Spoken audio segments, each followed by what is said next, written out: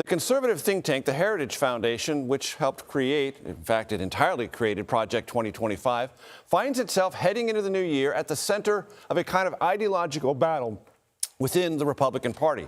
The Wall Street Journal reports more than a dozen staffers from the Heritage Foundation have left for a nonprofit funded by former Vice President Mike Pence.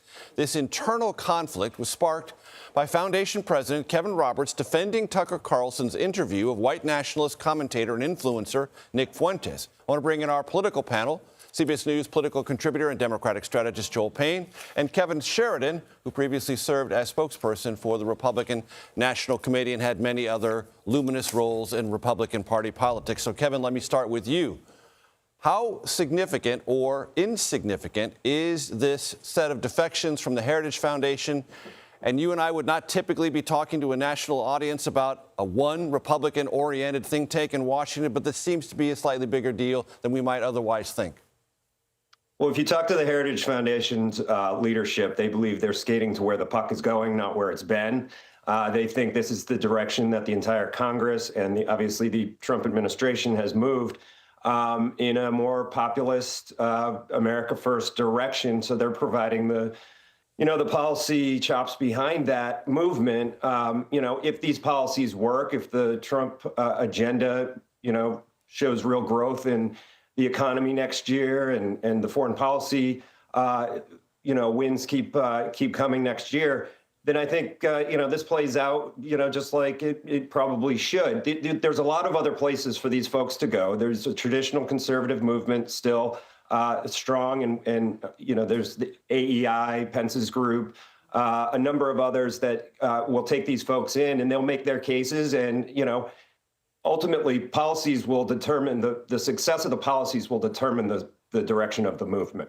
But there are those in the Pence world, Kevin, who say what has happened at Heritage is a kind of microcosm of what happened to the Republican Party writ large. It is orienting itself to one person and one person's current hold on the political conversation on the American right. And when that person leaves, much will collapse. Where the Pence crowd says, no, bedrock conservative principles always endure regardless of the person leading the party. Your take on that?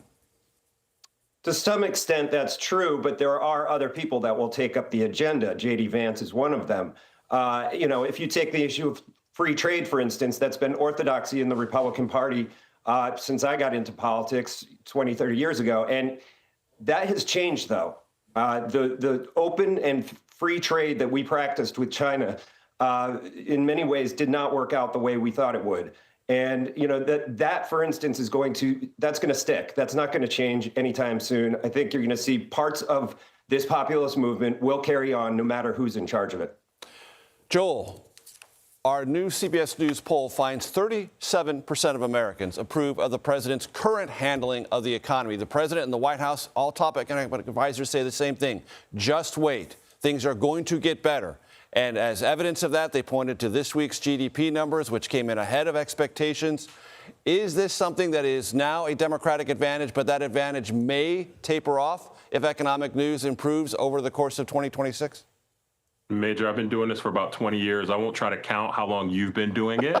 Longer. But what I will tell you, is this. Hearing things like just wait or just keep watching or watch us work, those are really good telltale signs for an administration that's waiting for a fetch to happen and waiting for a thing to happen that hasn't happened yet and waiting for the American people to experience it. A little bit, Major, trying to connect the conversation you just had with Kevin and the conversation now related to the polling.